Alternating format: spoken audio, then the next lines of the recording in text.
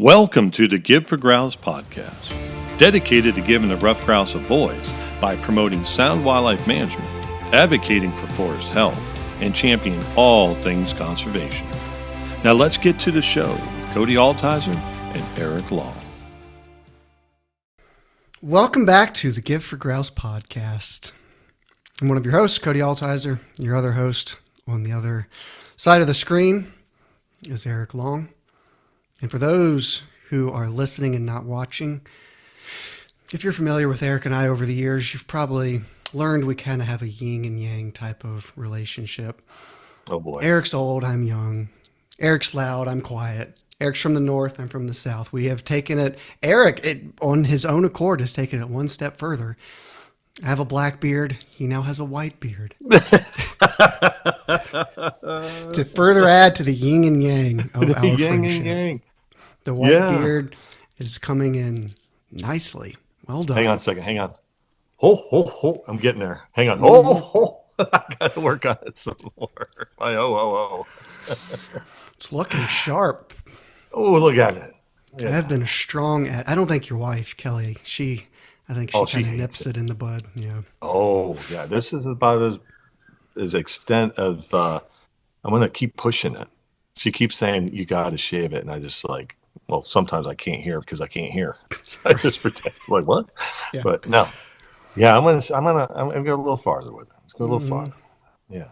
I've been a strong advocate for it. Yeah, there you go. But appreciate everybody tuning in and listening, giving us your time, which time is our most valuable resource.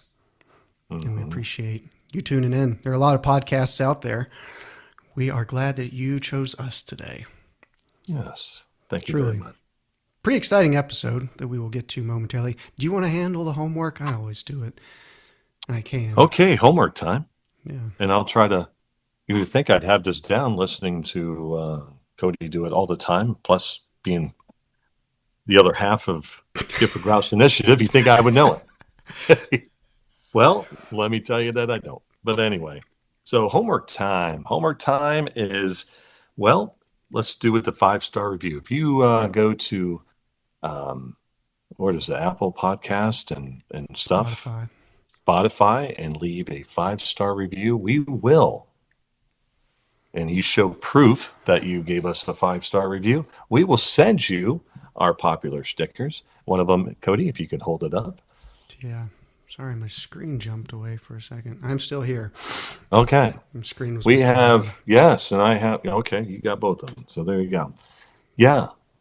Kind of back a little bit. Yeah, there you go. There you go. There you go. The quail with the drip torch and the grouse with the chainsaw. Grouse is like, if you're not going to do it, I'm going to do it. Quail says, where should you put me on the line? Mm-hmm. So that is what we're doing. So yeah, 5-star review, show proof, DM us, and we will quickly as possible send you some sticks. Let us know which one you would like, whether it's a quail or the grouse. So the other thing that's homework wise, we are still we want to wrap this up as soon as we possibly can. The billboard campaign. If you go to habitatva.org and click the donate button, give us what you can with what you have, where you are.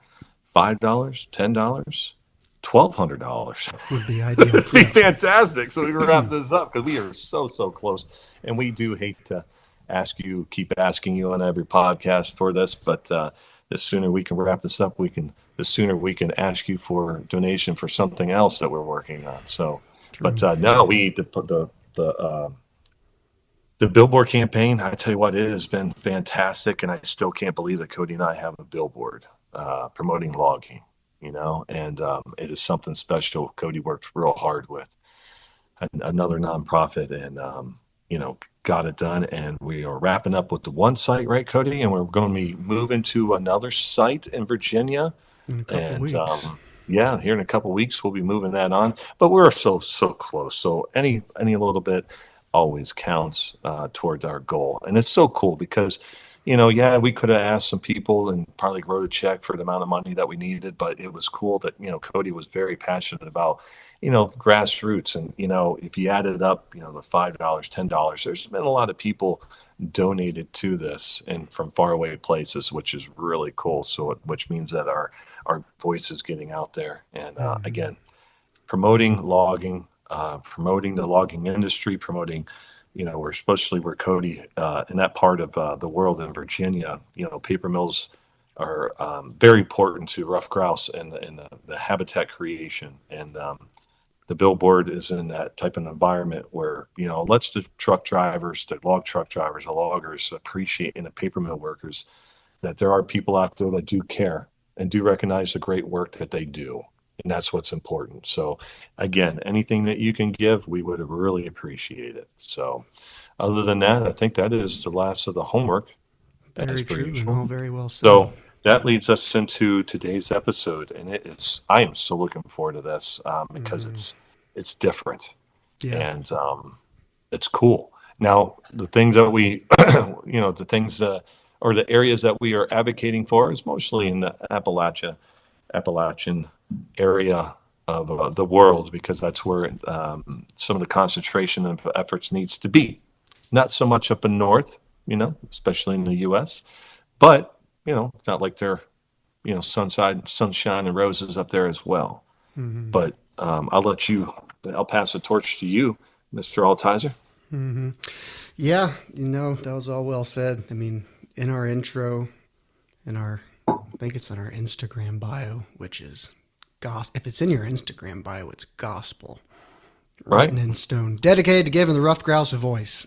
And Mm-hmm. yeah, as you said, that is for us initially anyway, has mostly taken the form of Appalachia, but ruffed grouse are as we have said many times, the most widely distributed game bird in North America.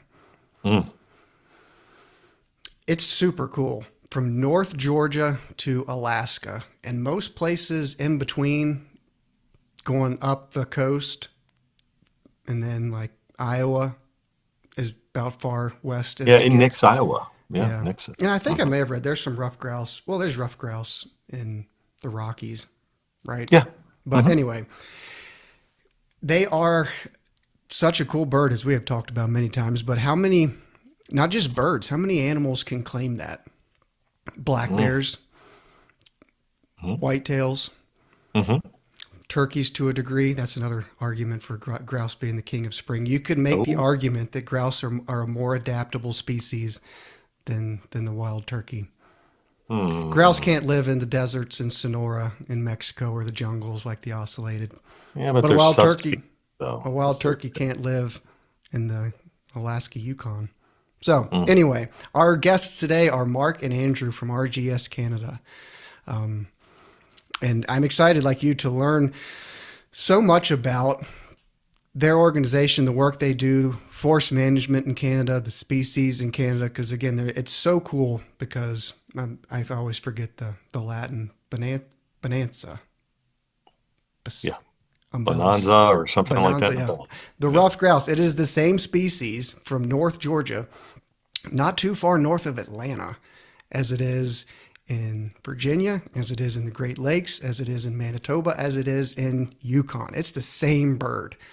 Mm-hmm. Think about that. Different color phases, but yeah. Just, yeah, it's fascinating. So, all that to say, there's a lot to learn. Same bird, but a lot of different nuances in the species and especially the management. I've been to a lot of different places in Canada: BC, Northern Alberta, Southern Alberta, Manitoba, Nunavut, the Yukon. I mean, you want to talk about a diverse landscape. Like, Canada is it.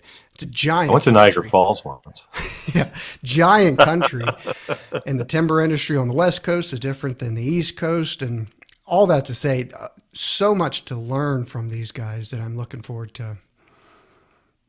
forward to doing just that, having this conversation and Yeah, learning about the work they do yeah, up north of the yeah, border. yeah. Yeah, it's going to be a very interesting conversation. I am looking forward to it for sure, and we will try not to talk about hockey. That'd be, Yeah, let's, Cody, do not bring up that wonderful, wonderful thing that happened in February. I that's think it was in right. February, right? Yeah, in February. So do not, I repeat, do not bring that up. Lips are sealed. Now let's get them on. Mark and Andrew, our brothers to the north. How are y'all doing this afternoon? Doing great, thank you. Thanks for having us. Wonderful. Thanks. I said Excellent. y'all. Do you guys say that up there? Do you know what I mean? Do we need to do like an Appalachian transcription across the screen? And for the same for you guys Yeah, up there, if there's any words or phrases that need to be translated, just give we us a can do heads up. this. Yeah, we can do this in closed caption for Cody. Oh no, I mentioned it. We do an intro. I mentioned in the intro, Canada. I've got a lot of good buddies up there. I've spent many a day in what I joke with Eric, call Ohio the Great White North. You guys really truly are the Great White North. If I had to live in another country, I would be happy to move up there and become a Canuck. No, We're pretty lucky up here. We're pretty lucky up here. Robin Williams called Canada the lost apartment about the really great party, and that was a long time ago. But we got lots of space, and life's pretty good up here in the north. Very good. yeah, Well, I'll give you guys the floor to introduce yourselves, who you are, what you do, where you come from, and to get I'll give you guys the floor a step further. As you guys are breaking that down, give us a rundown of RGS Canada, your guys' role, mission, the work you guys do. As we mentioned, and that's part of what we exist to do, is our platform and our podcast is for guys like yourself to stand on our shoulders and tell stories, advocate for ruffed grouse forest management. So the floor is yours. I was going to say y'all, but the floor is yours. You guys can say y'all, and we'll say hey. Andrew, why don't you go first? All right. So I'm Andrew Lowles. I've been with RGS Canada for just a couple of years, 2 years, I think now. Starting a chapter out here as well in Nova Scotia, but sit on the national board as vice president of science. This is more of a hobby and keen interest of mine, but I am a biologist by training, and currently a resource manager for the province of Nova Scotia, which for those geographically inclined would be on the extreme east coast of Canada, and we're a little bit further south, just south of New Brunswick, not far from Maine. So I just picked up an English setter from Maine in March of last year, and I was about a 6-hour drive to Bangor from my place. So I did the return trip in a day, picked it up at Sugarfoot Kennels, and then turned around, drove right home with her. So there's my, that gives a little context to where we're sitting here in Nova Scotia. Right on. Excellent. Beautiful. And I'm Mark Symes. I'm the president at Ruffed Grouse Society Canada, and I am in the next over province to Nova Scotia, which is New Brunswick. So we share a border with Maine in the Great White North. Like Andrew, joined the board of RGS Canada a couple years ago, and I don't know about Andrew's motivation, but I know mine. I've been a lifelong outdoorsman and a forester by education, and so deeply involved with how we manage the land. I'm lucky enough to have a good chunk of property myself that I manage very intentionally with multiple age classes, and been an operating forester both in Canada and the US. That's a bit of my background, and so as I get older, I believe I was listening to maybe Ranilla's podcast at one point, and he said, if you call yourself a conservationist, show me that with your time. And I kind of took him up on that and said, hey, maybe it's about time that I get a little more involved. And so jumped on the board a few years ago. And, RGS Canada has been around since the 80s, really a sister organization to the Ruffed Grouse Society and American Woodcock Society in the US. But we've been stagnant for quite a number of years. And, with my background helping companies, organizations scale, I thought that maybe I could put those two things together, and we could really try to go create a dent in conservation in Canada when it comes to ruffed grouse. And as an indicator species, healthy forests and healthy populations of grouse mean healthy populations of a lot of different sentient beings. So we kind of jumped on the train that way. Right on. Like Mark, I'm a bit of a perpetual volunteer, and my route to Ruffed Grouse Society started actually with Ducks Unlimited and Delta Waterfowl. I was born and raised in Southern Ontario, Eastern Ontario, so right on the flyway. But not a lot of grouse, not a lot of forest habitat up there. and was pretty involved in doing habitat work with Ducks Unlimited, and was involved with Delta waterfowl on the hunting advocacy side, youth engagement, and quite involved that way. And when I took the position in Nova Scotia, kind of moved out here, and ruffed grouse hunting wasn't something we did a whole lot of in the area I lived in southern Ontario. It was all dominated by waterfowl. Great goose hunting, great waterfowling, but not a lot of opportunity for upland birds outside of a pheasant preserve here and there. Showed up in Nova Scotia. We rented a place for a short while, and ended up, when we moved out, buying land was affordable, really affordable. So we bought a couple hundred acres, built a house here about 8 or 9 years ago, and started managing my forest. So doing a little bit of land management here. I've got a couple hundred acres that we've been, toying around with and playing and starting to see some dividends, just 5 or 6 years in of doing a few, small thinning operations. I mean, deliberate, targeted firewood removal just to open up canopy work, and little things like that. Starting to see a little bit more grouse coming back. Or not that they were ever gone, but doing my drummer counts. I've 17 drummers off my back deck, so it was pretty spectacular. All right, we're done. All right. I know, it was like I had 17 drummers and 4 nesting woodcock in the front field that I was able to locate, and it was like, man, I got to start doing more and see if I can play around a little bit more and grow them a little bit better. But it wasn't until I moved out here that grouse hunting really became a serious passion of mine. I didn't come from a hunting family. I came from a fishing family, and fishing was something we did often. I picked up hunting in college with friends. I was always hunting curious, but didn't grow up in the environment. At about 18, I picked up hunting and started volunteering. I've been with ducks for 20 years, and just said, man, I love managing habitat. I love playing with habitat.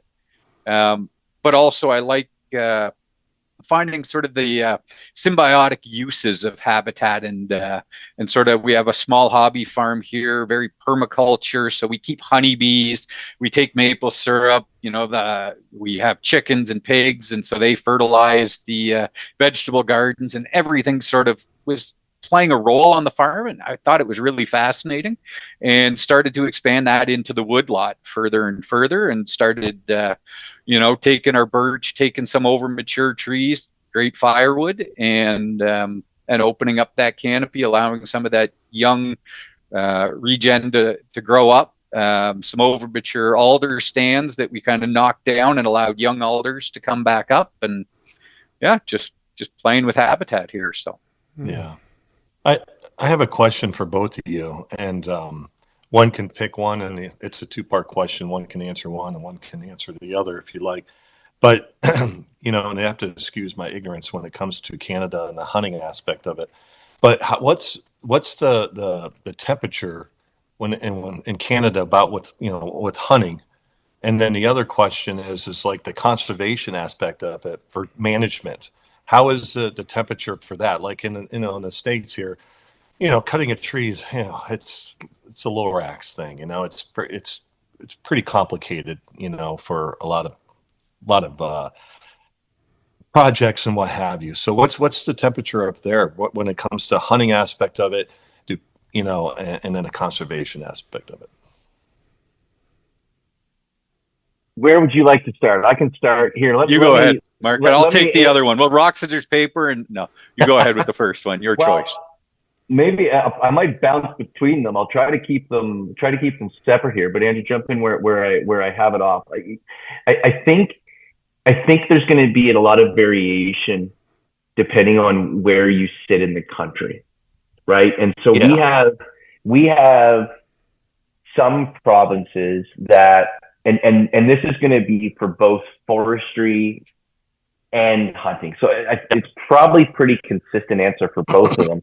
We have some provinces that have a 50% urban population, 50% rural population. Mm-hmm. And so when we see that strong, almost exact relationship in population, we don't seem to get into a lot of conflict when it comes to the hunting game. Uh-huh. And it's you're never more than 1 or 2 degrees of separation from someone that hunts. And we have fairly small populations in some of our provinces, right? The province that I live in, we have 800,000 people, right? So we would have fewer people than Montana, and you know, Andrew, you'd be at just a little bit just more, touched but not a million. Yeah. just touched a million. And so when you have that, it's pretty ingrained into the culture, and you're never that far in separation. So I'll give you an example. In New Brunswick, the 3rd week of September, I know I'm going to be out chasing moose. I'm going to be guiding or calling for someone. And literally, you'll be driving through a city and there'll be moose on the back of the trailer. There'll be a moose going through the drive-through at Tim Hortons. I mean, how Canadian can it get, right? September, going through, getting a coffee at Tim Hortons. And people will be coming up to the back of your trailer as you're going through to check out the moose. And it's awesome. And so we have a number, like a large part of the country that is still very well connected. Now, when you get into the really dense urban centers, like we would see in Southern Ontario, you're getting a greater percentage of immigration, which immigration is very important to Canada, but they don't carry that lineage of that connection to that lifestyle. And you're further removed from those activities, the further you'll see any kind of negativity around it. The same thing I think can be said for the forestry game, which is forestry is very common practice across the country, and many small communities very, very dependent and still very thriving industry. We have the temperature goes up a little bit more when you talk about clear cutting. And then the temperature also goes up when you talk about spraying plantations with herbicide. Okay. And so it's still a common practice. And I believe in every province except Prince Edward Island, it's still legal to spray with herbicide. There are variations depending on the provincial jurisdiction. And we have certain provinces that are pushing management practices away from it. We also have third-party certification for the majority of our crown lands, which means FSC or SFI, you need to be certified through a third party. Some of those FSC generally will not allow your forest to be certified through FSC if herbicide is used. So again, that'll change depending on jurisdiction. And so the temperature from a forestry and a management perspective is the aesthetic piece of clear cutting. And then secondly, it would probably be spraying, Eric, if I was thinking about where we might see it come up a little bit. But besides that, really, it's, the majority of the forest in Canada is crown land. It's public. It's managed over long-term horizons. And I think it's pretty well managed and fairly responsibly managed. So for the most part, the temperature is pretty good. Andrew, what did I miss? Oh, sorry. I was just going to real quick. When you say crown land, you're referencing government land, right? Government land, yes. Yeah. So it would be your public land. Yeah, because I know when Long Lake Erie, you'd ask the fishermen, where they caught the fish, and they would go, "Well, we took the Queen's fish today." So that meant they went across into Canadian waters. They took the Queen's fish today. Oh, okay. Yeah. Well, we would have provinces in Canada, if you look at the West Coast, Eric, where British Columbia is 94% crown land, right? So only 6% of the entire province is privately held from a land-based perspective. And as you move further east, generally the ratio of private increases as you go further east, and generally the provinces get smaller. And so if you go all the way to the East Coast and you go to Prince Edward Island, where 95% roughly would be privately held and 5%, but the majority of our provinces are 30, 50, 60, 70, 80% crown land, which would be the same as any of your public land, whether it's Forest Service land, BLM land, kind of similar base.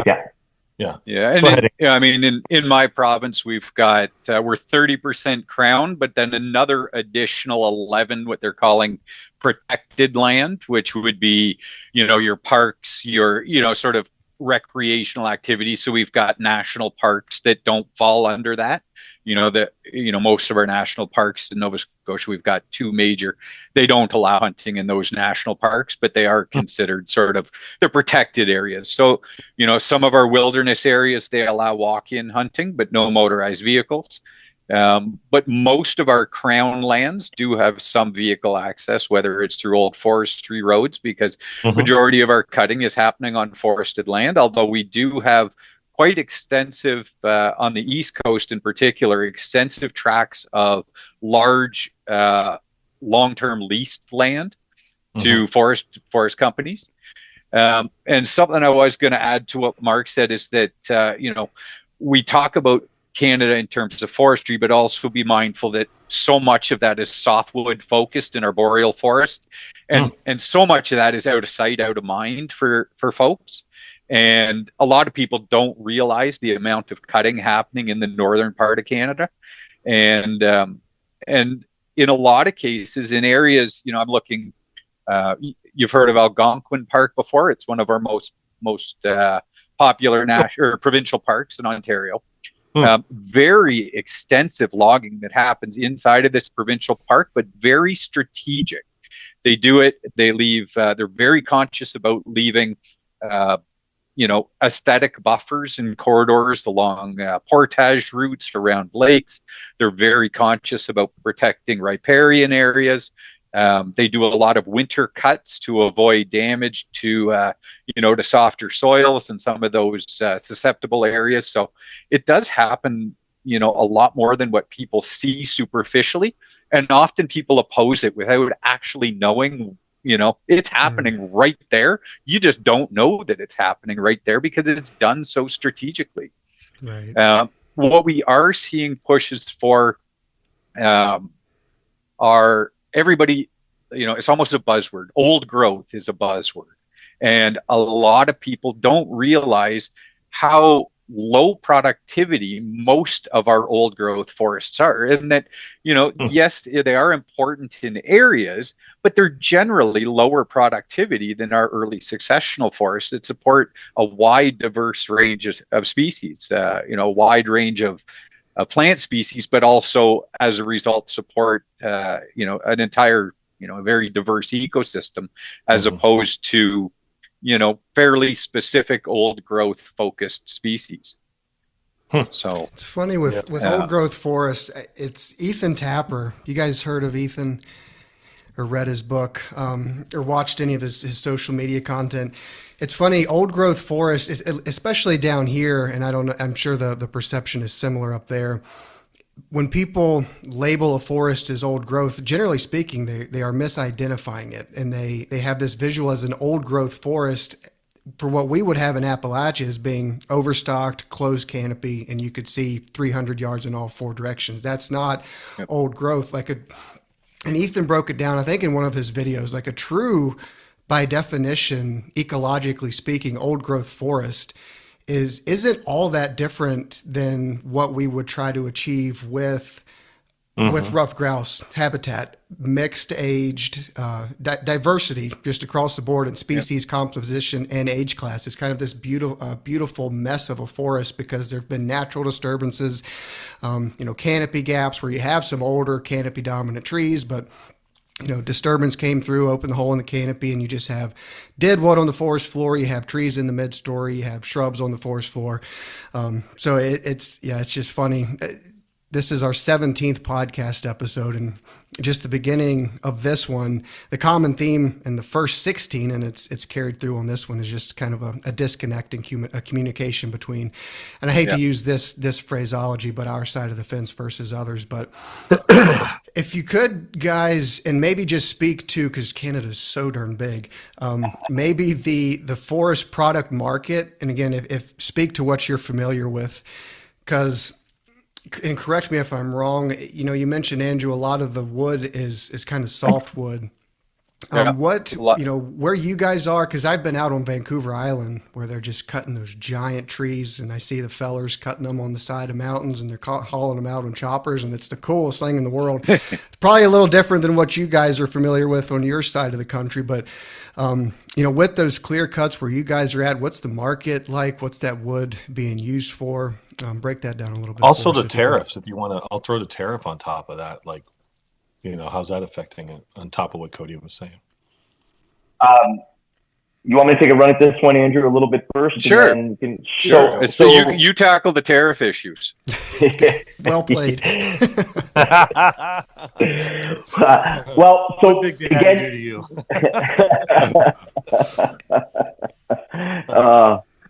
We could go down a rabbit hole. So when it comes to the market, so we're going to see a wide variation because we have a few different forest types in Canada, depending on where you're sitting, right? So very different breakdown of forest composition in the West Coast, so called the west side of the Rocky Mountains. Then you're going to get into the boreal shield that's going to really fall the east side of the Rockies and all the way through the north. And then in Atlantic Canada, believe it or not, we actually have a different forest type, which is called the Acadian forest, which is really a transitional forest between the temperate forest to the south as you're coming up through and that boreal to the north. So we have a very interesting forest type here in Atlantic Canada, where in New Brunswick, we would have 44 different tree species that are native to the province, believe it or not. So very diverse. Certainly we have, from a forest products perspective, a heavy reliance on spruce fir into the market. We export a significant amount of lumber into the U.S. And that, the tariffs have really been a tricky one for people to navigate. But we've been having and navigating tariff challenges well before Trump came into office, as we're navigating kind of that softwood lumber dispute and people moving product. Because one of the challenges that we have is with our forest management policy, the argument has always been that the government of Canada and the provincial governments are subsidizing our forest operations because so much is cut on Crown land, that it means we can move lumber into the U.S. market more cheaply than you could be cutting it and producing it in the U.S. So that's at least the basis for that dispute. The eastern part of Canada has often been exempt from that softwood lumber tariff, just because we don't have the volume and the productivity that they may have on the West Coast. I mean, there's 1 mill in BC that produces more board fruit lumber than all mills in New Brunswick combined, like somewhere like these. So it's like there's some it's Cody, as you're talking about. I mean, the volume and the size of those trees out west. I mean, just the board feet that you're getting out of one fallen thicket spruce is, some of it's just monster trees. So depending on where you're at in the country, you're going to we were running into different tariff challenges or different disputes well before, the world ran into some of the economic challenges that we have. From a product perspective, again, we're going to see a little bit of variation as you come to the East Coast, predominantly softwood, but we also have a pretty robust hardwood market for in New Brunswick and in some parts of Nova Scotia, and we grow some really big tolerant species like your yellow birches, your sugar maples. So we produce a lot of hardwood products that go into the U.S. as well. New Brunswick produces an immense amount of wood pallets, believe it or not, from our poplar species, which is a new market that the industry is really trying to explore. We have a lot of volume in aspens.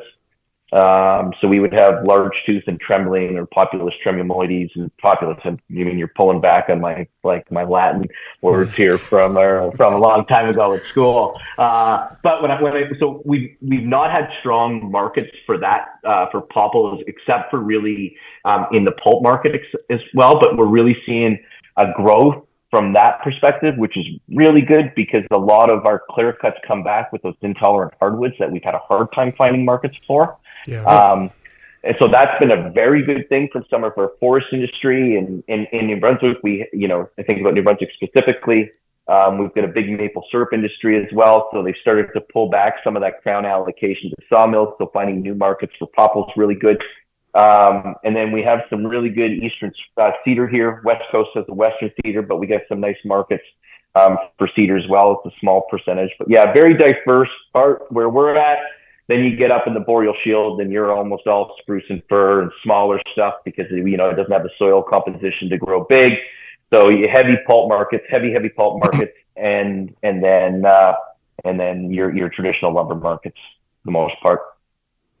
And I think we're seeing a little bit of an increase on biomass as well. So we're seeing biomass boilers. So basically using wood chips, wood pellets to power power plants using biomass. Yeah. So, but I mean, it's kind of a mixed, traditional clear cuts, most of the limbs are left on site, nutrients are returned to the soil. But the problem with biomass is they're taking the whole tree.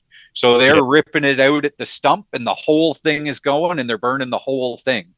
And so it's not, it's really sort of robbing the soil there. Nothing's coming back. You're not putting new nutrients. You're not putting the nutrients back in. So we are seeing, some of that as fossil fuels are starting to be, phased out more and more. They're kind of seeing this as an opportunity, one for cheap power and a way to use forest product as they're doing more development. I mean, we're seeing large scale wind farm operations, which require clear cuts, and a lot of that is just being chipped and used for biomass in the meantime. So, yeah. The other piece, Andrew, that's kind of about because down here, I mean, and I'm just kind of speaking locally, but with the foresters that I know and just the optics on the market, there's mills shutting down, mills are getting eaten up and consolidated. I mean, if a lot of foresters and forestry professionals were honest, it's not a positive outlook, transparently and candidly down here. But you guys, it seems like it's a little bit positive outlook on the horizon for you guys. Yeah, I would say if you go to 2008 hit us really hard, right? So that financial crash and where so much of our industry was dependent on dimensional lumber, and then the offshoot of dimensional lumber. When the crash of 2008 happened, there were a number of provinces that lost over 50% of their mills. No way. Yeah, like that hit us harder than anything else. Right now, I think strategically, a lot of the organizations, a lot of the businesses saw an incredible amount of return because of when COVID hit. We saw an immense amount of investment in renovation of the house. People couldn't travel. The organizations, a lot of the forestry companies here actually did extremely well during COVID, that then allowed them to go reinvest as the market goes down. We're all dependent on that commodity market out of Boston and what the price for a 2x4 is. But no, I think we're pretty optimistic, and they're doing some research, like Andrew said, into black pellets. There's also a really interesting market that seems to be coming up on trading carbon, where we're such a carbon sink in Canada with our vast amounts of forests. That's kind of an interesting market as people are trying to reduce their carbon footprint around the world. So yeah, it's very, very interesting in some different markets that are, even with our wood lot, we were asked to become a part of a cooperative and get into the carbon storage game, which was kind of a really interesting play a year ago that I was looking at. So keep the H class of your forest at a certain level, so you can kind of maximize the amount of carbon sequestration that you're getting over a period of time, and then you'll develop and earn some money as you store carbon for others that want to buy it. So that's been an interesting kind of game that we just looked into a little bit. So this is, I don't know how to word this. so bear with me as I fight through, try to figure out how to say this. With the ruffed grouse, would you both agree that the ruffed grouse in your area of Canada is doing average to above average, correct? Yeah, no, Yes. yeah, Yes.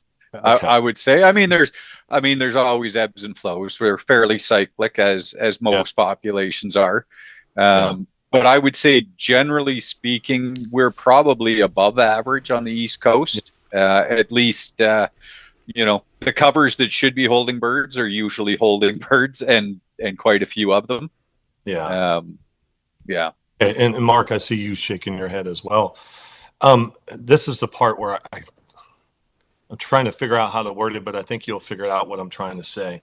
With that being said, like Appalachia area from Ohio to northern Georgia, and where Cody and I do a lot of our concentration of work is in Virginia. The troubles and the things that we're trying to fix and advocate for. I mean, are you guys, I don't know how to say this without being rude or whatever, but are you guys paying attention and looking at the crystal ball, and you guys are kind of ahead of it? You do have a population. Are you paying attention to things to learn from our mistakes? That way it doesn't happen to you guys. Did that come out right? I mean, you see what I'm trying to say? Like, you have a perfect opportunity to learn from our mistakes. Are you guys doing that? I would say yes. I mean, we are fortunate that so much of our rough grouse habitat lies well outside of area that would, even be considered for development. Mm-hmm. We have so much habitat right on the fringe of that boreal forest. I mean, if you head up to northern Ontario and drive any of those logging roads, I mean, there are grouse, um, you know, they're everywhere. You drive. I worked in northern Ontario for a forestry company for a little bit, and you drive in the morning and you'd see dozens, Yeah. picking gravel in the morning. Right, they're getting their crops full, and it's just there's a lot of forestry happening up there. And it's a few years before they move in and do their thinning or do whatever they're going to do. They leave it to regenerate naturally for if we're now keeping in mind we're not quite our regeneration doesn't happen as quickly as yours because of Yeah. the length of our growing season. Yeah. And so what you talk about is your prime year is probably a little underdeveloped for us. Like, we're probably, I would say, 7 to 10 years is sort of my sweet spot in here. Mm. That seems to be where I'm seeing the right stem densities. That's where I'm starting to see most of our birds in. But we've also got some pretty unique grouse habitat, particularly, Mark and I both take advantage of this. A lot of abandoned farmsteads out here. Then, at the turn of the century, were occupied and have since been abandoned. And I mean, I'm hunting abandoned apple orchards for the first half of the season almost exclusively. Now, No way. I mean, there's the odd, poplars growing up, or aspen, and maybe a few conifers poking out, spruce here and there, young spruce. But I'm almost all orchards and fairly extensive. They were cattle pastures at one point. Whatever, the cattle spread seed all over the place. And I walk back into my wood lot and I've probably got 100 random apple trees that are completely out of place where they are, but they obviously took foot long before things were logged 50 years ago, and they cut around them, or Yeah. and Whatever. so it's neat habitat to hunt. It's nice to hunt. It's a little bit more open. It can be some nice easy walking and some great shooting opportunities. And then they move into the more traditional cover once that soft mass is all starting to rot out, and they move into more traditional grouse covers later. Yeah. I think just to build on that question, it's going to be, there's a couple layers, I think, to the question that around, are we going to get out in front of you? Yeah. And I believe the answer is, where we have the most centralized populations in Canada, and if we take that Ontario focus, we're running into that exact same problem right now. exact same problem that y'all have, which is Oh. the belief that a monoculture old age forest is a park. We see a park, Yeah. which we know is devoid of the type of biodiversity Mm-hmm. that we would want to have. And so we already have pockets of that. We just have 40 million people to your close to 400 million now, and a larger land base, right? So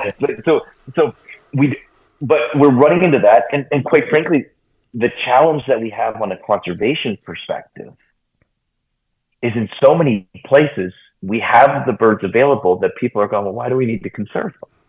Like like that's that, and so you have distinct groups of people, and in Canada we're gonna a lot of times Andrew and I love to chase birds with our dogs. So we'll say we're growing grouse hunting.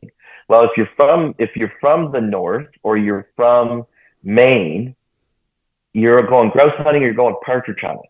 Yeah. Right. And so I grew up partridge hunting, which meant you had the single shot 410 and you were driving around with your grandfather on the four-wheeler, and you better shoot the bird before it flies.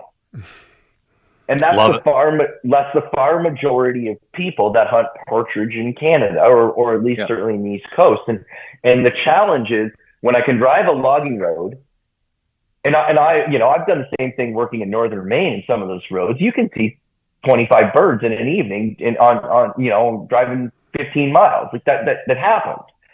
You think about, why do I need to conserve the bird? And so I think if I go deeper into that question about, are we going to get ahead of it? Parts of me have the concern that we're not, because it appears that we have this abundance, and that belief that's centralized in urban areas can disseminate across the country, which kind of vilifies having a good variation in age class structure. We got to be really careful of that. We have to be really careful that clear cuts, while they don't look great, are the closest thing that we have that mimics a fire or mimics that natural disturbance. So as long as we mitigate that, and we make sure we don't do it in excess that would then impact water quality, which is something that we're very concerned about rising temperatures of rivers, which have an adverse impact. We have salmon populations that are in the dumps right now in the East Coast, all over the place. We have climate change that's happening. So we have all these contributing factors that lead to, and I think clear cuts are great for the right type of prescription. I think a select cut is really great. I think a 30% removal of the canopy is great, given the different prescription. But I think we really risk complacency because of that abundance. So I get anxious about that for 20, 30, and 40 years down the road. Yeah, because to build on what you just said, one time I was talking to somebody advocating for what Cody and I are doing, and the person, and you only know what you know, so I didn't criticize the person. It was like, well, he was basically counting out the birds in Appalachia, and he's like, well, states like Maine and Vermont and New Hampshire, but mostly Maine, there'll always be birds there, at least, that you can go chase. And I'm like, you don't understand. Like Maine, yeah, you can go to Maine and in the States, and it'll be the best next thing that's crossing the border, right? But it's like they are people don't understand the timber industry and all the struggles and stuff. And there's mills, there's everything else closing just as like everywhere else. And it's like we can't be that complacent, people. Like, oh, it's just you'll have that. Like, no. And it's the same thing. It's like I can't say that without being a hypocrite, because it's like, well, if things get bad, at least I'll go to Canada. So it's like, yeah, you're like, hey, Mark Andrew, what's up? Yeah. So, so I've been guilty of that myself. But anyway, that wasn't a question; it was just a comment. But yeah, I think the other, another challenge that we've got up here is, and it could be for the very reasons that Mark just mentioned, we don't have a great deal of membership in Ruffed Grouse Society Canada. We were sitting at about 200 to 300 members when Mark took over. And so that's not a lot of people advocating for grouse. And as Mark mentioned, I mean, in Nova Scotia, I would wager 95% or more of grouse are shot by deer hunters on their way into camp. and they're shot from a logging road or the trail on the way in. Yeah. In my 5 years of hunting them hard in Nova Scotia, I have never once seen another hunter ever on all of the public land that I hunt. And and so and I'm not in an area that has a low population. I mean, our densities are fairly high. Last hunter harvest survey, I represented about 1/3 of the birds harvested in our county. No. So, Maybe you're just a really good hunter. Right. I would tell people. Everyone else is like hell. I don't mean me personally, but sort of our group. Yes, but no, I've seen him shoot. He's not that good. No, it's like Brag on yourself. Brag on your definitely dog. not that good. Yeah, Yeah. there's Andrew's truck. Just keep driving, I guess. Just keep no, it's but no, nobody. I mean, once you get 30 yards off the road, those birds have never seen a person before, because it's all, it's mostly people driving into deer camps, driving into walking into their stands. I mean, God only knows how many have been shot with a 30-06. But but I'm sure it happens. Yeah. So, what organizations are up there that there is memberships? Is there like a Whitetails Unlimited or a deer organization, or is that a thing in Canada? And again, excuse my ignorance. Small, to a lesser degree. I mean, each province has an official consultative body and a federation of anglers and hunters. And so in most, so in my provincial legislation where I deal with in a professional capacity, we actually have an official consultative body, which is the Nova Scotia Federation of Anglers and Hunters. They are, when we propose new regulations, they have a seat at the table to be a part of those discussions. Oh. And most provinces have a federation that is similar, and they are part of an overarching Canadian Wildlife Federation, which I would say that they are certainly not a hunting advocacy group, but they are in favor of hunting for wildlife management. And they recognize the importance and purpose. So their goal, like Ducks Unlimited Canada, which is a little different than Ducks Unlimited Inc., based out of the US, in that our Ducks Unlimited has chosen to be a bipartisan organization. They said we can't rely on who the next government is, whether we're going to be funded or not. So we've stepped away from political issues, and we're going to focus on wetland conservation and not the hunter advocacy. There's a little bit of polarization between political parties over firearms rights and ownership, and which, there always is. They've chosen to remove themselves from that debate so that they could stay funded without having to worry about who's gonna be elected next. But I mean, aside from Delta Waterfowl, Ducks Unlimited, and a few smaller local conservation groups, each province has a guides or outfitters association that Mark and I are both a part of. They do a little bit of work, but no, I would say overarching. There are a couple of Pheasant Forever chapters in Canada, but not many. Yeah, hunting based. I can't really think of many others, Mark. No, I mean that's been one of our challenges. I think is just as we talk about we talk about grouse, or we talk about woodcock, but we talk about grouse. We have very few unifying conservation-based organizations that aren't a part of or named very similarly to those to the south, and most folks that participate in the outdoor space are going to primarily be part of one of those federations. That I remember going to those meetings as a kid with my uncles and pieces like that, and ultimately.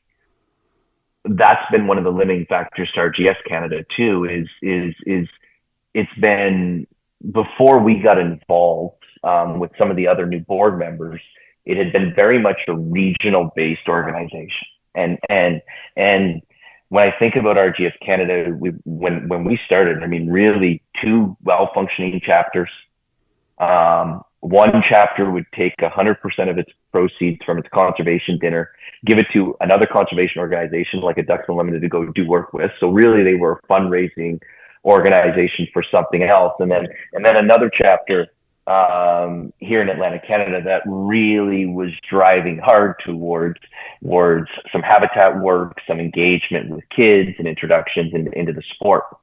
And so, well, how can we have an RGS Canada if we have limited to no representation across the country?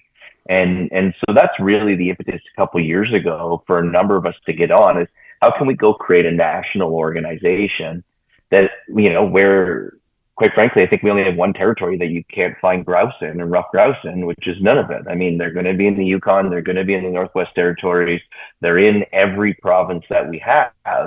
And so it was a great opportunity for us. And as Andrew said, started with a small number. The goal is to get to 600, then 1,200, then 2,400 members, kind of try to double the size of the organization year over year. We have members now from, I believe, every province in Canada, which is very exciting as we're trying to go grow it. We're starting to create clusters and community in British Columbia, in Alberta. Ironically enough, we have multiple members now from the States that are members of RGS Canada and not RGS US, which I think is phenomenal. And certainly whether you want to participate in RGS as a function of you're an outdoorsman or woman and you like to hunt and you want to support the species that you like to chase, or ideally we're going to build ourselves as an organization that also welcomes those that aren't hunting, but recognizes that grouse as an indicator species are very, very important for the health of the ecosystem. And so we're really trying to navigate that one as we go grow the organization. But yeah, when we got our first member from Wyoming, I was let's just say I was surprised to see some of that come across the ticker. Nice. Wyoming. Wow. Yeah. Yeah. That's cool. Yeah. Well, how much is a membership for that? Well, this is the beautiful part of RGS Canada.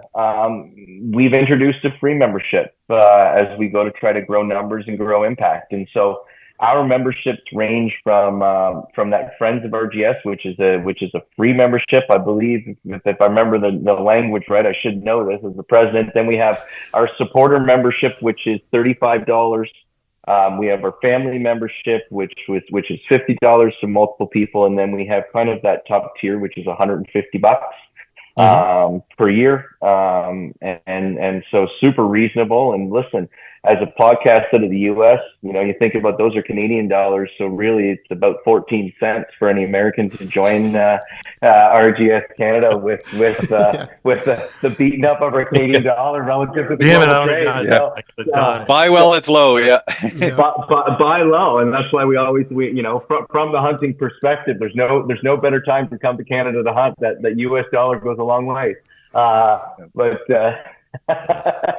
that's the truth. I just wanted to just touch on just a second of rationale behind sort of where that free membership came from, because one of the things that and like now we don't have the excise tax. That isn't something we have, so we don't have that to tap into. But we do, like many agencies, have a fish and wildlife habitat stamp that comes with the purchase of your license, or you need to purchase a stamp. That money is provincially managed, and every province has a wildlife habitat fund. Now, the idea sort of came, I was sitting here and I said, okay, how many members? I'm going to put a proposal forward to our provincial wildlife habitat fund, and was talking with the minister, and he said, well, how many members do you have in Nova Scotia? And I pulled out the list and I went, 7. And he went, ooh, hard. Now I said, well, how much revenue can we generate from license sales? And I mean, you make it $35. I mean, even if you sell 100, is it really that, are you generating that much money? I can leverage $25,000 off a habitat grant. So if I can throw numbers up there, I can leverage money and nobody's got to pay to be involved. And let's start with this model. Let's put a pay model available. But if you want to be involved, when I got into this game, of volunteering, and I've been a perpetual volunteer for way too long. Um, I had no money. I was in grad school and I got connected with Ducks Unlimited, and I would go to the dinners and I said, listen, I got no money to give you.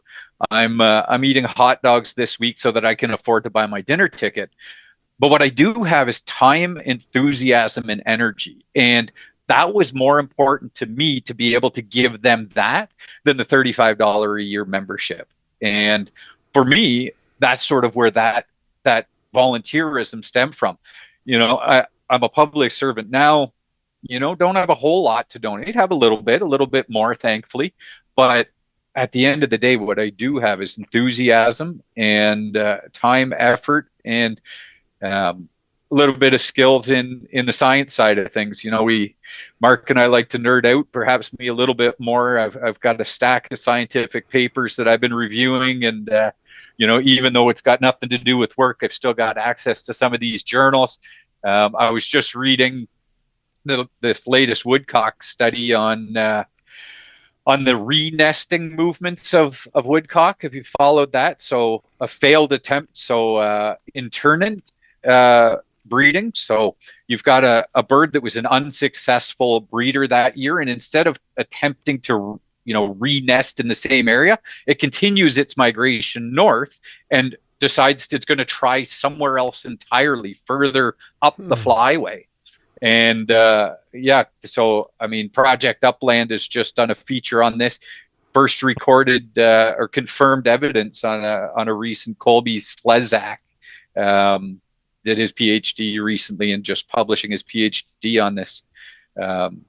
First recorded confirmation of this breeding strategy. So what's their thought behind that? Just if you're a woodcock and you fail a nest here, you in your little woodcock brain, you associate that with poor habitat, and you think it'll be better if I fly further north, or what are they thinking is the science behind that? I wish we could dive into the brain of the woodcock a little deeper, no matter where it's placed in their head. But it's, you look at typical, even migratory waterfowl, you get a hen mallard that has an unsuccessful nest. She is most likely just going 2 ponds over and setting another nest in the, very similar local habitat. What the rationale is behind this, I'm not sure that they have too many hypotheses as to why, but it likely come out in the next few years because, with the advent and improvements on GPS tracking and all of the movement tracking that's happening now, it's pretty interesting to see what they're going to find over the next few years. Yeah. Yeah. Now, with Mark, are you okay on time? Yeah, I'm good for probably another 30 minutes or so. Okay. Yeah. With both you guys' backgrounds, forestry and biology and stuff, what's your guys' feel for like the future? What the students that are come up and the people that are in the trade of forestry and wildlife management? Is it do these students or people, the younger people, are they getting it? Are they understanding it? Are they living it? Are they more engrossed in the propaganda of stuff and then trying to be a preservationist instead of a conservationist?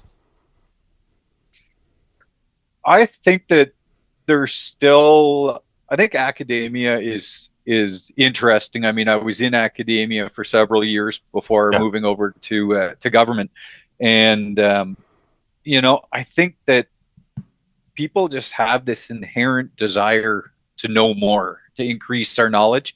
And I think that, there is interest locally.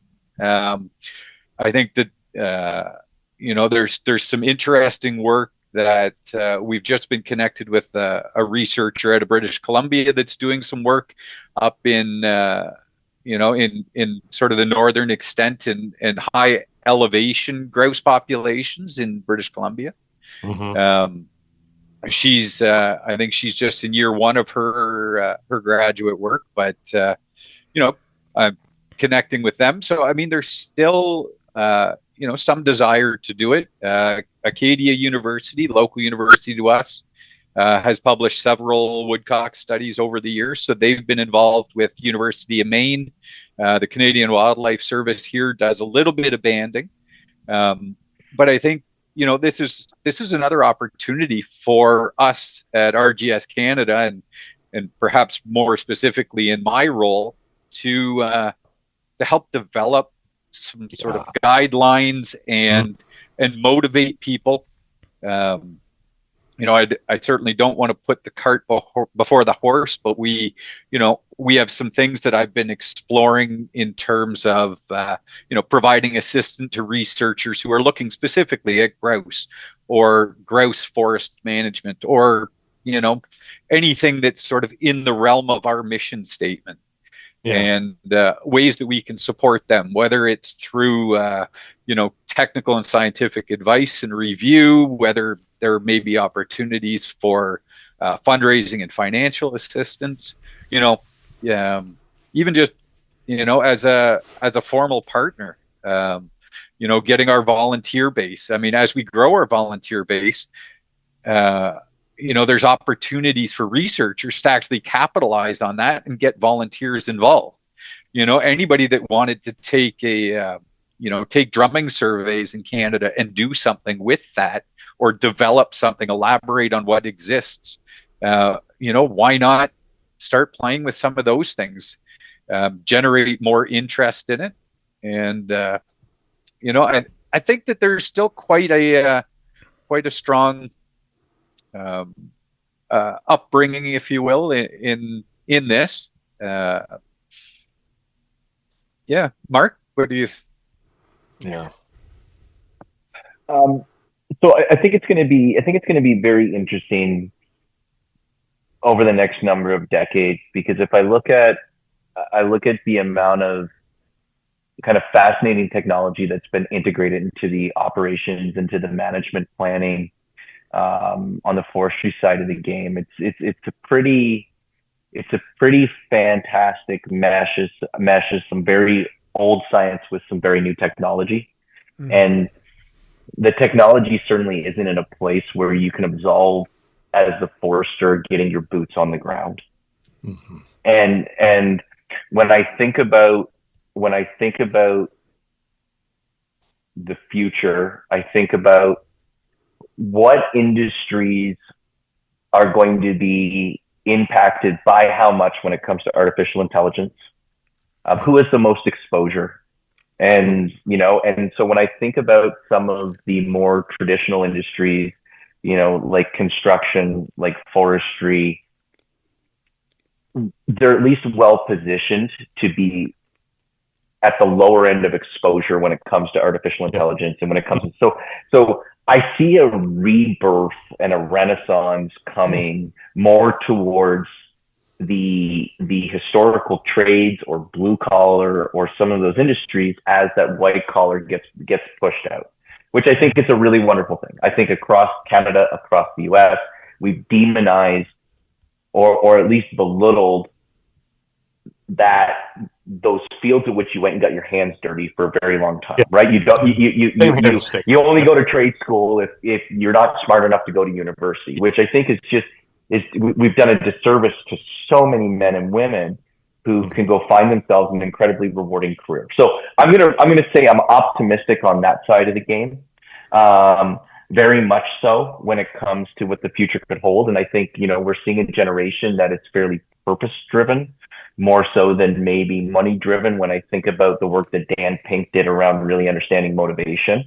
I argue that this generation, for all those men and women that have worked for me in the different companies that I've owned or I've run, even the hardest working people are my 22 to 25-year-olds. Everyone says they're lazy. I'm like, you're joking. They're not lazy. They just want to find meaning in their work. So as an employer, if you can't connect meaning to what they're doing, they're just not going to be loyal because they have 15 other choices.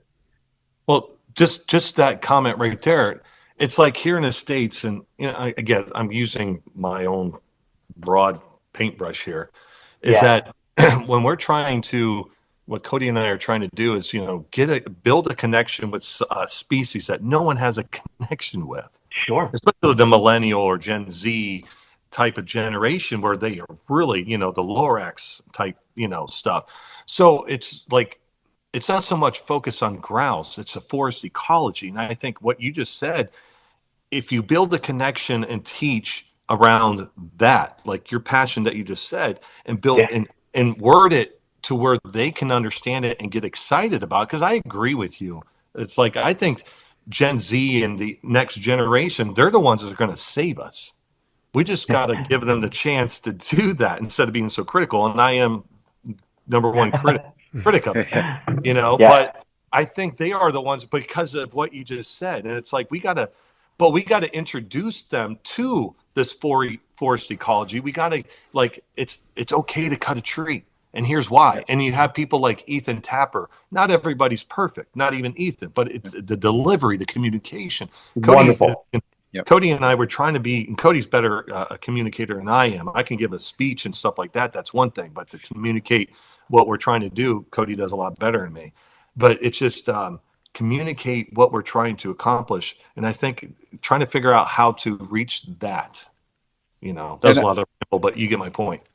And I think, we're at a point in time where access to information might be a little easier than it used to be, or at least in a delivery method that the younger generation is accepting of. This is the 5th podcast that I've done in the last 6 weeks, and the number of people that have called and reached out. And so, I didn't know a whole lot. 10 years ago, I didn't know a whole lot about grouse hunting, and information on grouse hunting would be the odd article in Outdoor Life magazine or, Field and Stream. You'd get, there wasn't a ton of information out there, but, I didn't even realize, and I had not been until, probably the last year, heavy into listening to podcasts. And it wasn't until the podcast that, podcasts like this, like Birdshot, like what was the other one we did, Mark? We did Birdshot and Upland Social. Thank you. And then Project Upland, and there's sort of I think there's a community that's building a little faster than we realize. It's snowballing, it's very exciting. And it's an opportunity to showcase and discuss topics that may have been taboo in past, and forestry, and ways that we can phrase it and really drive the narrative on how we talk about them and under what context we talk about them. And I think that is it's skipping a generation. It's hitting that younger generation better than ever before. Andrew, if I just build on that, one thing that I think becomes really important as we navigate any of these topics is somehow we've lost the concept of nuance and the concept of complexity. And people want a simple solution to every problem, and that doesn't exist. And so if we talk about habitat problems, I'm going to talk about, or population problems, and people want a simple solution for why numbers in that cover are down this year. It's like, well, let's look at the factors of how much snowfall did we have to see if they could burrow in to snow during the winter. Then let's look at how much rainfall we had in the month of May and June, because if we get cold and heavy rain, the broods aren't going to do well. Let's look at this. Let's look at that. Let's look at how the covers are aging out. These are complicated, intricate ecosystems of challenges. And we want a simple answer to complicated things. And we live in a world, and I love this term, of recreational outrage, which is people want to react and are highly reactive to things that they don't understand. And on the other side, we don't confront that with empathy and patience. We confront that with outrage on the other side.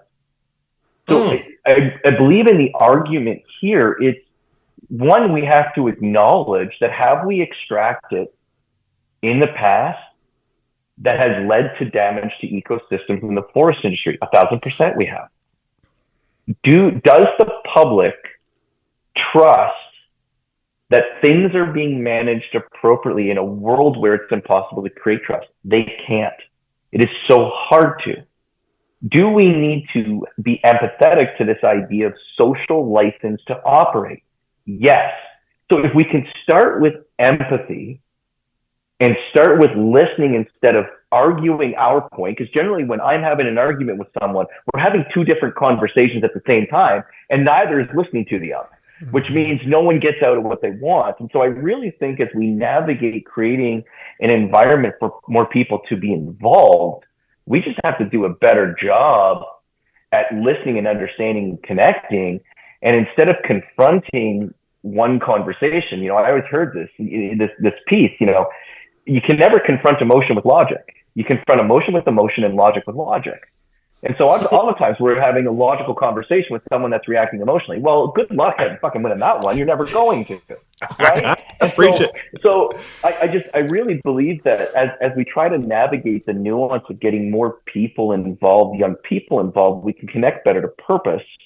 Mm-hmm. And we can take the time it requires, to Andrew's point, with these podcasts to help people understand that what you believe is based on your set of experiences. What you believed isn't fact. We all have beliefs based on how we interpret the world. Let me introduce some new nuance into your perception of things to maybe adjust your perspective. And that's what we can do a much better job at, in maybe a more empathetic way that will bring more people on board. I'll get off my stump now, but I really think it's important. No, man. So both well of you guys said. You said a lot of words I really like right there. Nuance, empathy.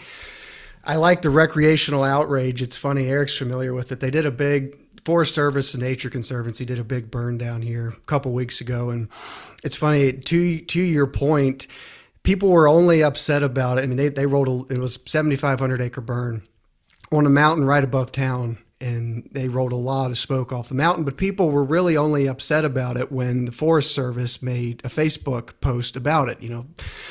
Forest Service is doing a burn here, there, and everywhere. Expect smoke. This is reason X, Y, Z. And like you said, everybody came out of the woodwork that day because that was the post. But then the next day, after the post went quiet, it was out of sight, out of mind. And everybody was upset. And I tried to approach it, because I would chime in on the comments, because everybody was talking about how the fire's killing babies and turkeys are nesting and they're killing the trees and this, that, and the other. And I was with Eric when it was happening, and I took an empathetic approach to say, tell me why. I mean, you're very clearly sharing why you feel the way that you do. Let me do the same, and we'll try to meet in this middle ground. And I just ended up talking to a brick wall. It seemed like, but. What I found, Cody, in those situations, you got to acknowledge the anxiety or fear they have before they'll be willing to listen to your side, because what they think is you're ignoring them, and see, they're having an emotional conversation with you and you're reacting with logic, right? Right. No, exactly. It's amazing where wildlife and the management of wildlife is the only thing, I shouldn't say this out loud, but I'm going to, is the only thing that anybody can have an opinion on. And Cody, when we were together, this was referencing that. I think you said it, Cody. It's like, you don't tell your doctor how to get, are you going to open heart surgery me that way? That's not how I would cut it. It's like people are doing grouse management, like RGS or American Woodcock Society or U.S. Forest Service or Canada, whatever. And it's like, it's not like run dumb bunch of people that were just smoking in the back room and they go, hey, let's do this. I mean, they do, people do know what they're doing, and they have passion and stuff. And it's like, people don't realize that. And what gives you, the Facebook biologist, the right to say, blah, blah, blah, blah, blah. Like, you were supposed to know something, you don't even know what you're talking about. That's a part I shouldn't say out loud, but I'm going to, but it's just, you don't. It's like, it's amazing that wildlife, because my profession is wildlife, and it's amazing, the opinions, and it's like, where are you getting this from? Like, where did you come up with that logic? But anyway, I digress. Yeah. No, that was all really well said, Mark. I'm gonna pull that out for an Instagram post. But as we wrap this up, I'll give you guys the floor again to everybody who's listening, educate our listeners the work you guys are doing, what to look forward to, some projects you guys got coming down the pipe. Pike. Anyway, you forgot to ask the question. This ought to be interesting for both of them. Well, yeah, I'll let you guys, if you can, okay. All right. yeah, share some of the projects you guys got going on, then we'll transition to what Eric was talking about. Yeah, so we've got, as I was saying, or as we were saying earlier, we are a growing organization. So be mindful that, we started with 2 established chapters, and one of them, as Mark mentioned, would actually take the proceeds of their fundraising and have other organizations do conservation work. The other was largely focused on youth engagement, hunter advocacy, getting young grouse hunters out there. And those are two aspects we absolutely want to build on across Canada. Having real advocates for upland habitat, not to down talk bird watchers, but it's not the bird watchers that are contributing money and time and effort into these things. It is the conservation minded hunter that wants to give back, wants to leave it better, and so a large portion of the hunting advocacy side of things will be allowing a lot of curious and new hunters. Bird hunting is what gets them into hunting. Most deer hunters have shot a grouse, but a lot of grouse hunters have not shot deer. And so it may go both ways. There's a lot of people that birds are what gets them into hunting, and certainly it's a great way to spend time with family. And one thing that I'm very passionate about is I have a young family. My daughters are 14, 12, and my son is 9. They are diehard. My oldest daughter is running a master level dog and CKC hunt tests, and hoping to qualify for the national at 14 this year. My middle child loves to cook and specializes in wild game, so she's making fancy meals. We eat about 90-95% either hunter harvested or raised meat here on our little hobby farm. And she really likes to cook wild game. So we're playing with venison, we're playing with grouse, pheasant, duck, goose, all that all the time. And my son, he is just obsessive. I get up at 3:00 in the morning. He's been up since 2:30 waiting. He's followed me in the grouse woods since he was 3. He's been sitting, deer hunting. He's out of school once a week to hunt with me. So cool.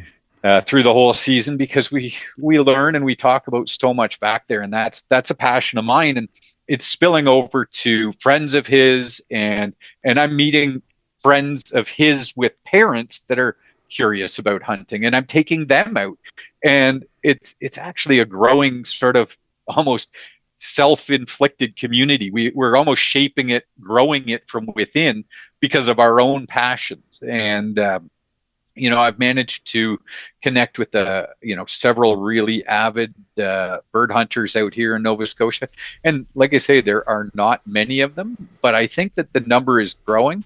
I think that people have a big interest in dogs, and that is one of the best parts for me is following a good bird dog through the woods.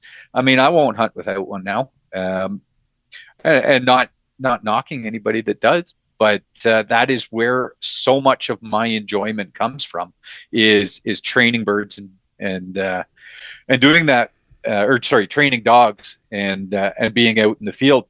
And I think we want to carry that on with RGS through youth mentorship and that sort of thing. In terms of conservation work, a lot of it will have to be local to the individual province. So we'll need chapters individually to spearhead their own projects. I can help them navigate the legislation. I have a fair bit of experience writing and working in legislation. So helping them apply for grants, helping them write grant applications to do some of that work. Here in Nova Scotia, we're in talks with our local provincial government to sign over 25-year leases to allow us to manage 100-acre parcels here and there just for ruffed grouse. And whether whether it's successful or not is yet to be seen. We'll see how much money we can raise in order to continue to do meaningful work. But certainly we would like to see more on the ground habitat projects, but a lot of it as well will be working with industry to try to come up with best practices, because as Mark mentioned, we're not really missing habitat. Sometimes it just could be better.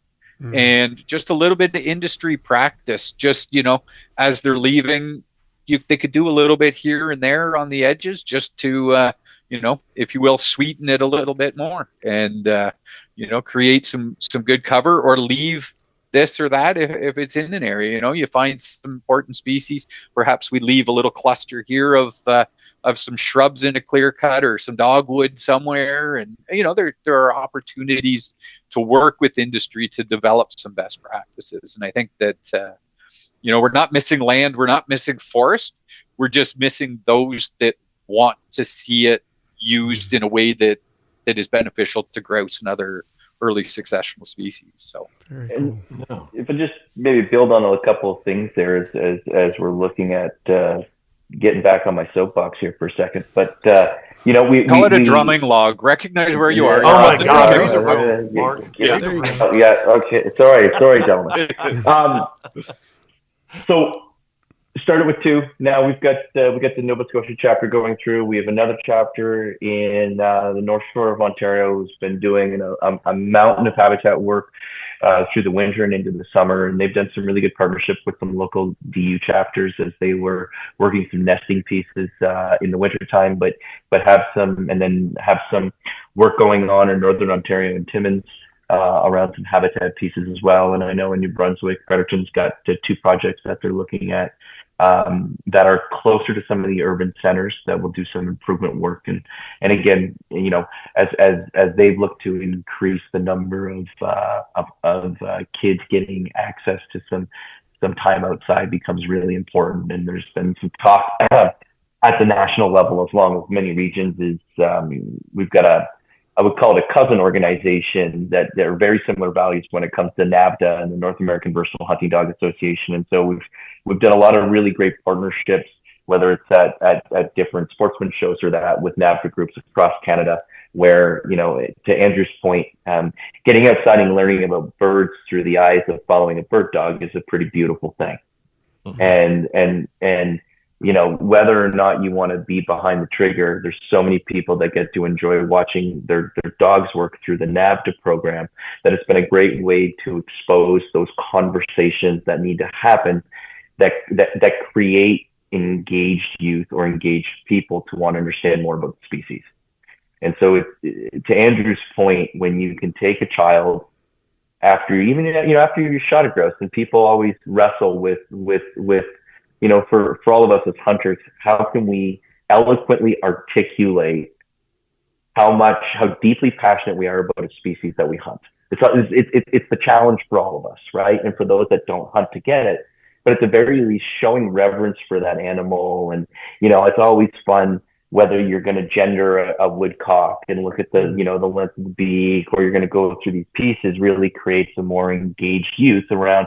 Now when we're talking about the bird, we can talk about the habitat, we can talk about what it's been eating and look at its crop. And I know with all of our kids in our family, the most special time of our year is our New Year's Eve hunt. That's been a tradition now of ours for 10 or 12 years. And I think we had 7 kids under the age of 10 on the hunt this year, where we get to spend an hour in the woods talking about that stuff. So I think it's very important for us as we go to grow the community is be inclusive to those that may or may not hunt, but really engage at that level. From RGS's perspective, here's my ask as we're going through this. Wherever you're listening to this podcast from, we welcome you as a member to RGS Canada. And many people, many folks from the US come to Canada each year to hunt. Some of you may be on a bear hunt and then pull one of those small game bows, one of those small game tips out of your compound, and with an arrow with a small game tip on the end and shoot a grouse, or you're thinking about those incredible waterfowl hunts to Saskatchewan and to our prairies and that central flyaway. If you're coming to Canada hunt, it's very easy to become a free member to RGS Canada, and I'd recommend everyone jump on their website, which is rgs.ca, because we're going to be trying hard to support work across the country. And we have an incredible resource here in Canada that we don't want to take advantage of or take for granted, like we talked about earlier. And we're trying to grow an organization that takes a bird that everyone takes for granted, at least here in Canada. And we don't get ourselves to a place where we see in so many states where forest management has changed, policies have changed, habitat has shrunk, and we're losing birds. And I know Carl Malcolm talked a little bit about this. They're one of the species that do not do well if you try to transplant a grouse from one area to another. So losing habitat loses birds. Mm-hmm. And we're going to be continuing to drive hard to do that work. So no matter where you're at, become a member at RGS Canada, become a member at RGS in the US, and help advocate for good, healthy forests, regardless of where you live. And if it's, I don't know what the reach of this podcast is, but I also try to, remind my friends that are in the UK that the east coast of Canada is only a 6-hour direct flight from Heathrow, and you can again support Canada and good habitat and wildlife. If you're listening in from the UK or many other places in Europe, that direct flight to the east coast of North America is an easy one, and you should be coming here to experience our wonder here as well, as many don't yet. So that'd be my last thing, Cody and Eric, is on RGS behalf, is we're really trying hard to grow membership, grow engagement, reach out to a number of the people. You can connect with the different chapters on Facebook. You can follow us on Instagram. Go to the website, rgs.ca. Sign up for a member. Of course, we'd love to have paid members, but also we love to have engaged people, and we wanted to make that free membership an option. Well, you picked up two. Excellent. Me and Eric. What's that? I volunteered Eric to become a member. I said right? They picked up two.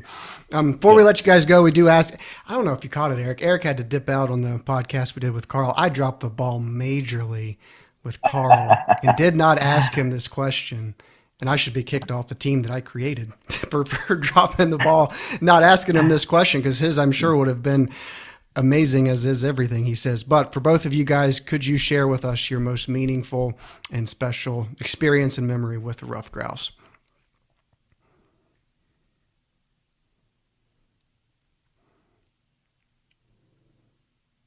Maybe Andrew's like, well, I lead the county in grouse kills, and I heard 7 drummers. No, not me personally. Our group.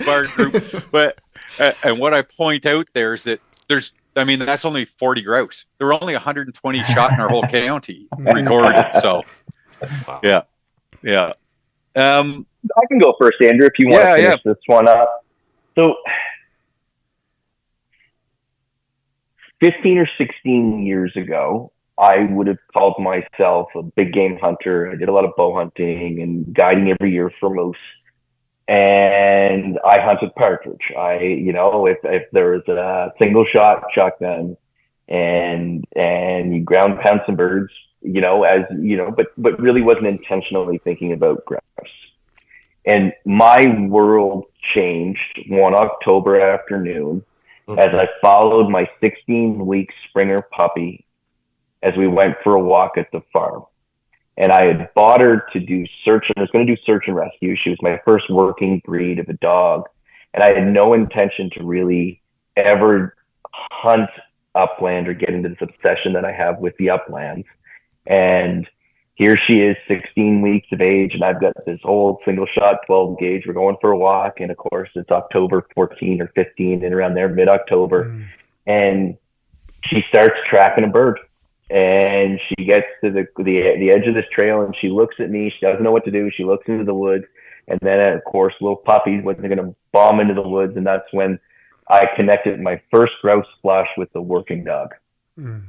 And she put 2 birds up, and my world changed when it came to this obsession with this bird. Yeah. And that obsession that I have of constantly trying to improve myself meant that we were going to get into training heavily with dogs. And then if I'm going to chase a species, then I owe it to foster connection around conservation and learn as much as I can about the bird. So that was probably impetus to my passion when it comes to grouse, and that'd be my favorite memory with the grouse. Well said. Excellent. Good one. I don't know if I can narrow one thing. I mean, we've had so many, we're fortunate that where we built our house, we're essentially immersed in grouse habitat. I've got apple trees, and every winter, you'll see a group of them in the apple trees. You'll be watching them. I do a little bit of outdoor writing and a little bit of photography on the side, and I have a lot of fun chasing drummers in the spring with the camera. Almost as much fun as I have chasing them with the shotgun and the dogs. And I mean, something that's standing out, I think it was last year, was having an elusive drummer that belly crawling in a misty, warm day, and going, where the hell is he? Where is he? I could hear him. Finally, I finally picked up on his drumming log, and just in all of his glory, standing there full, just unbelievable. Probably 20 or 30 feet from me, just watching him. And I swear he's looking me right in the eyes, and he's drumming, and he just, as if he trusted me to be there, not to come any closer. Trying to snap a picture of him drumming, and beautiful, copper face. So, we get some interesting coloration, and I save most of my fans out and dry them out. I have some plans for them, but just seeing that come around, seeing the odd hen run across the trail when I'm walking with the kids, with a bunch of young ones in tow, and we just kind of stand there. As soon as they start nesting, we keep our dogs out of the woods and we move to the open fields and just focus on the fields. And so, we still do walk as a family back there, and we like to do night walks, listening for owls and listening to the woodcock dance and everything else. But, walking down the trail and seeing mom hop off there, and, very well, that same drummer that I photographed very well could have fathered that, that clutch of eggs, and thought, man, this is pretty cool. And for the kids to see all of that too, and to have the whole family involved in it was pretty cool. Very cool. So wow, we'll have to have you on again to talk good about stuff. Photographing and filming, because I'm like you, Andrew. I love to chase them around with the camera more than anything else. We could do a whole separate podcast. But appreciate your guys' time, Mark. I know you guys got to get going. Mark, I do have one more question that I'm going to ask you. I'm going to ask you while we're still on the air, and it's recording to make it harder for you to say no to me. But I need you to take me on a moose hunt. Moose is my bucket list hunt. Where is this coming from? Hang on a second. I have filmed a moose hunt. I filmed a lot of moose hunts in the Yukon. I've filmed some moose conservation projects in Minnesota. For as long as I can remember, and I know the ones you guys aren't the big Alaska Yukon, but I just want to shoot one of those things during the rut when they're swinging their head and grunting. Start applying to New Brunswick, my friend. Do I think this year's round for non-residents is up, but you can buy over the counter because outfitters are allocated tags here in the province. But you can also apply, so start applying to the non-resident one in New Brunswick. And if you get it, I'll take you every day of the week and twice on Sunday, man, and we'll get you nice and close. I think, dude, I will hold you to that. We will work towards that 100%. Oh yeah. Well, and that leads nicely into grouse and woodcock season too. So you might as well pack it all, right? You might as well just pack it all, and then some great duck hunting. And listen, Andrew, in New Brunswick, you can do both in the same week, my friend, because woodcock season opens September 15, and moose season is always the third week. But I'd love I'd love to have you. We can bring them in pretty close. We've had enough. We've had some hunters and the 10 to 15 yards and the big bull coming in waving and snorting Oh yeah, and yeah, it's fun. It's they're fun. such cool Yeah. animals, man. Yeah, tell I you have what. dog will travel since we're inviting her. Like, hell, Yeah. yeah. Come on to the Don't East Coast, threaten me with a gentlemen. good Yeah, time. we got. Okay, we'll talk Yeah. about that later. But hey, guys, thank you. Stay on the line before we completely shut off here. But no, thank you, thank you. Both of you are, I mean, very, very impressive. I really enjoyed this one, and let's not end with this just having a podcast. I mean, my wheels were turning, and I know we would love to help you guys out. Um, yeah, yeah. Let's just not just have a podcast and go our separate ways. Let's figure this out together, and I'd love to be a part of what you're. We would love to be a part of what you're doing. I know. So, all right. Absolutely. Appreciate that. Appreciate you taking the time to recognize your friends to the north and RGS Canada and yeah, giving us the opportunity to share some of our stories. Yeah, Gotcha. for Thank sure. you all. Thank you. I think it was in our last episode, or within the last two episodes, I mentioned patent pending stretch stamp of approval. That is no longer pending. Patented stretch stamp of approval. RGS Canada, Mark and Andrew, go. Did they earn I patented tell you stretch what. stamp of approval?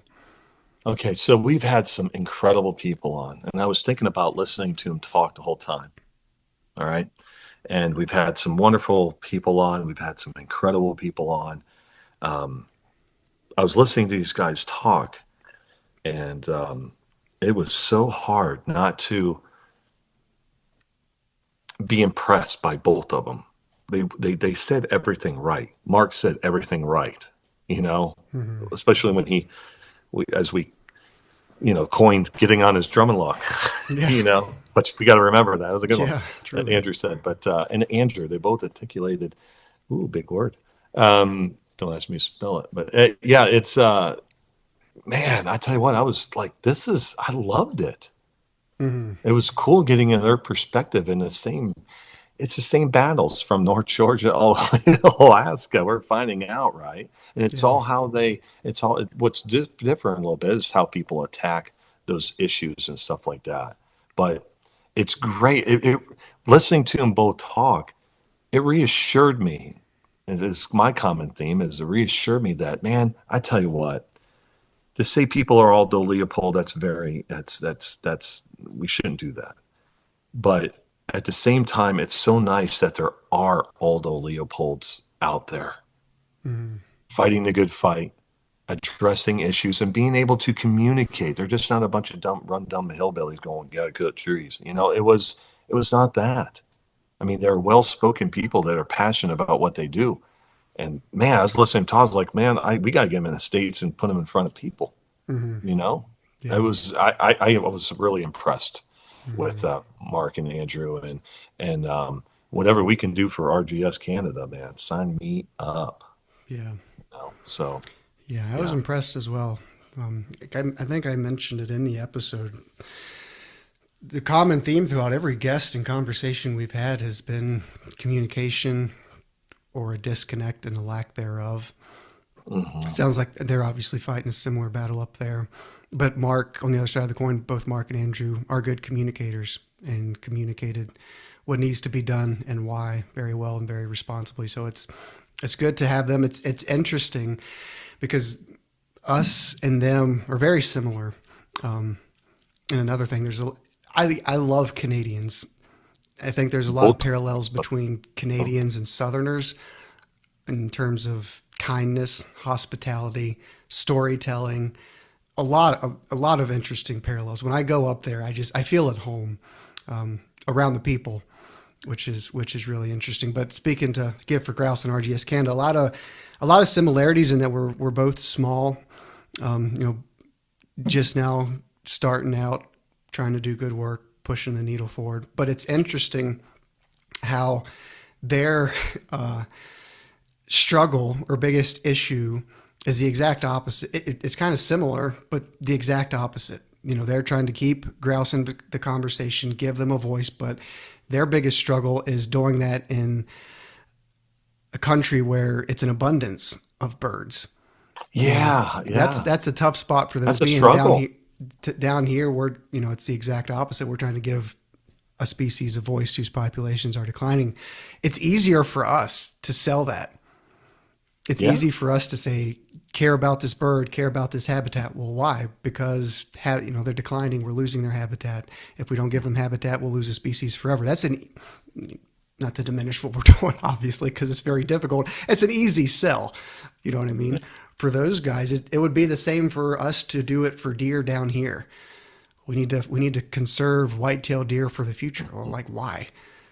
No different than I see 15 in my parents' backyard in the fields one afternoon. Andrew hears 17 drummers from his back porch. I say all that because it's a tough sell. It's tough work for them to do. And as they both said, just because they have a lot of ground, they have a lot of birds, they have a lot of forest, that doesn't mean the work is unimportant. They still need support. They still need memberships in terms of, the free membership, just in terms of in volunteers and numbers. They need membership dollars.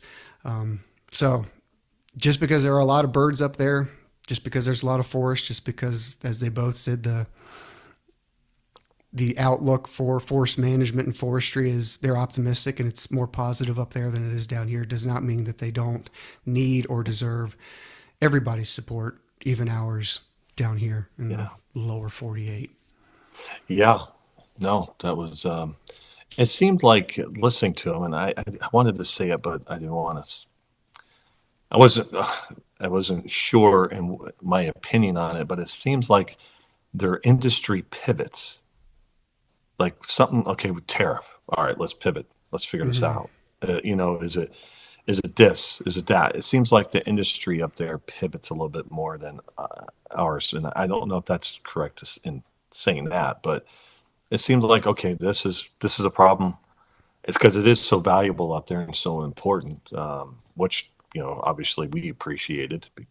We we feel what they're saying, but yeah, it's like with biomass and all that stuff, whether that's not necessarily the right direction maybe to go to, but at least they're pivoting and the conversation's being had, and let's get some timber on the ground and habitat up and going. So that was cool. That was interesting.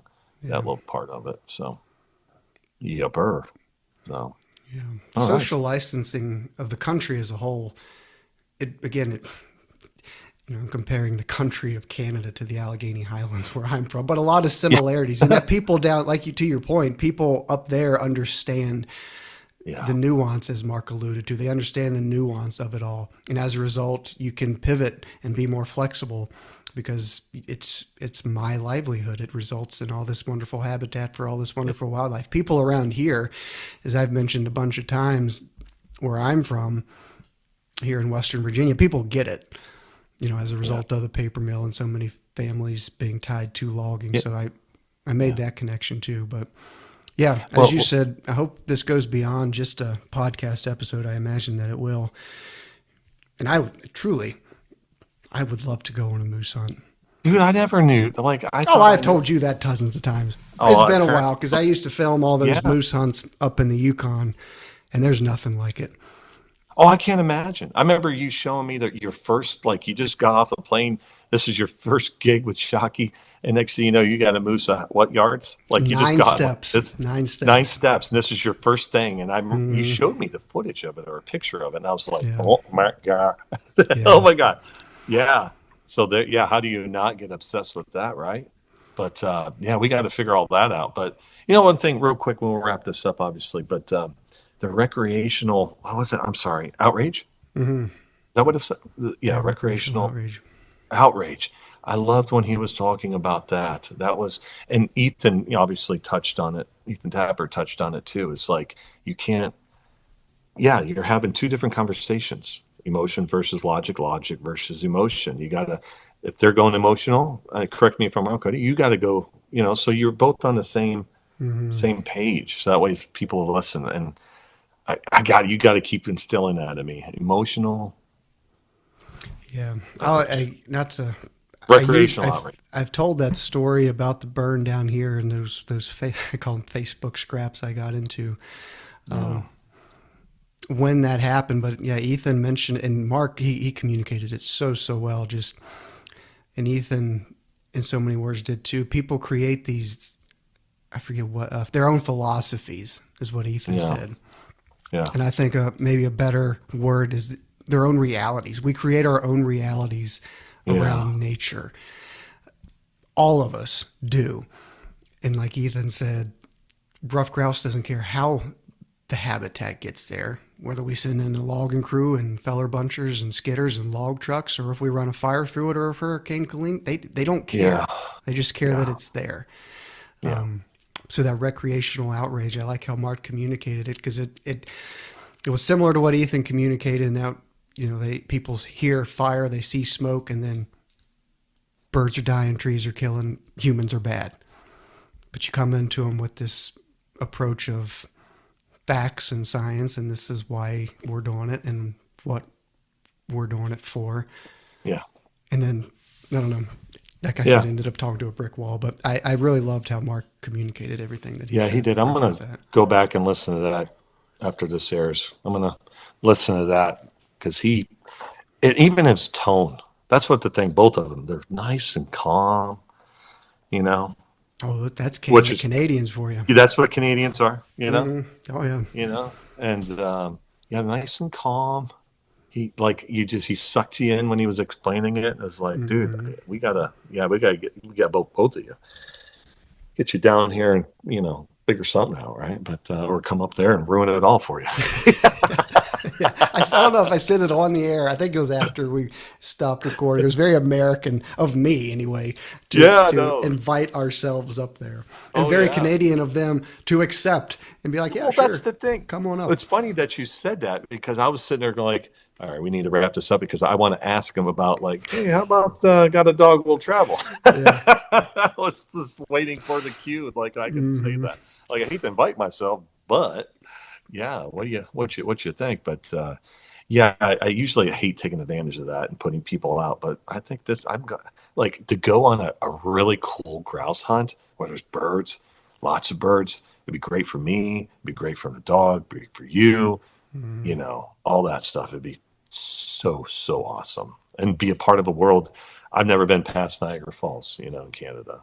I take that back. I was fishing just north of that in high school, but north of Toronto, eh? But other than that, hey, appreciate all the work that you do, Cody. And thanks for everybody listening to the Give for Grouse podcast. Always thank you for supporting the Give for Grouse initiative. As we always say, we got some great things coming down the pike. And just stay tuned, stay with us, and donate what you can. Do the 5-star review, get a stick. Also, there's shirts. I didn't bring up the shirts in the homework time. Yeah, you could also, shirts, the T-shirts, $25 for a T-shirt. Usually go one size up on that. The hoodie, the hoodie, I'm sorry. The T-shirt, stays a size. Yeah, that's right. I knew I was going to screw up. And then the hoodie is 30, and I would go a size up with that. Why not? You're going to gain the extra pounds anyway. So, right? None of us get any younger or thinner. Yeah, we do get shorter. We do shrink. We shrink and expand. Yes, shrink and expand. So, no. So, as my grandpa always used to say, no hurry, no worry, keep moving.